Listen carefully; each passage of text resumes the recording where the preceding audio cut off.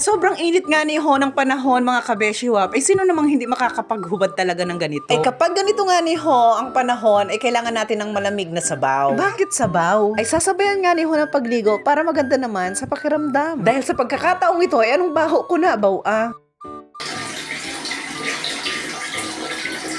Pagkatapos kong maligo mga kabeshiwap, ay anong sarap sa pakiramdam at parang nabunutan ng tinik. Shave dito, shave doon mga kabeshiwap at akala mo naman naghahalbos ng balahibo ng baboy, abaw ah. Ay aroy, kainaman. Sabi ko sa inyo mga kabeshiwap, nung una pa lang talaga, kapag ako may gala o may pupuntahan, ay lagi ko kasama itong parang pangsuot na to sa baby. Ha? At kapag aalis ako mga kabeshiwap, kailangan talaga may bit-bit akong bata. Syempre na ni for today's video, charot.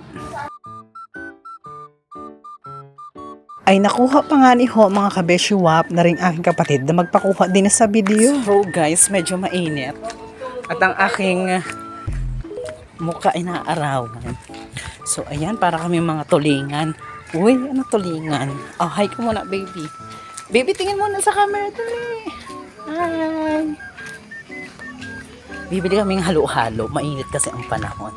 Charis! Sa sobrang init ng panahon mga kabeshiwap, aring kifi ko ay nagabasa-basa. Huy, anong kifi? Huy, ang bastos. Ito nga ni ho, sasakyan namin mga kabeshiwap na kotse, pero 3 ang gulong. So yan guys, aalis na kami. Hi guys! Hi guys! Let's go!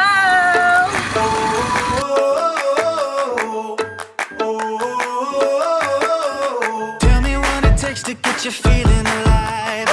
Tell me how to show you it's a beautiful life. Dito na po kami bibili. Ina?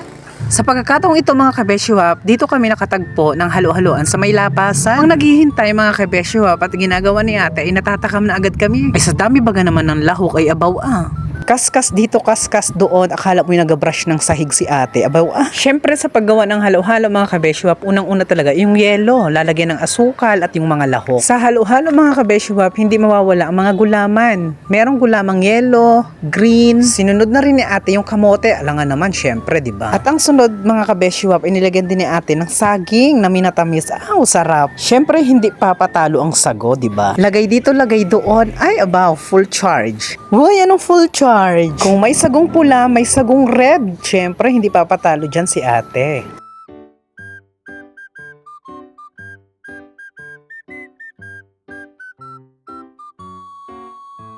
Sunod ang ube sa muka. Uy, anong ube sa muka? Charot! But wait, there's more. Maglalagay din si ate dyan ng pinakang toppings. Toppings na napakasarap na kung tawagin, ito yung leche flan. And last, mga kabeshiwap, maglalagay din sa ate dyan yung pinakang gatas kasi sa halo-halo mga kabeshiwap, gatas talaga nagpapasarap.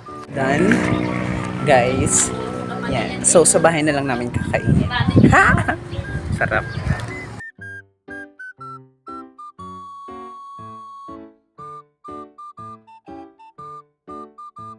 Dito nga lang yan mga kabeshiwap sa kanto sa may pinahang Anilaw dito sa Batangas. So nandito na kami guys, kakain kami ng halo-halo. So ito na guys yung halo-halo sa labas. Isi-shake ko lang. Yan, paghahaluin ko lang. Syempre halo-halo. Lalagay talaga natin yung pinakang the best na halo. Charis! Yan. Ang dami niyang lahok guys. Oo. Hapoy ako bang malulako. Kitang bigikay ko. Charis! Harap! Thank you kay ate kanina.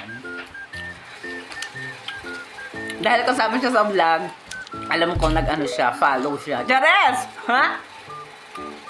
Halo-halo review. Actually, masasagot ko na masarap talaga. Ano ba ano?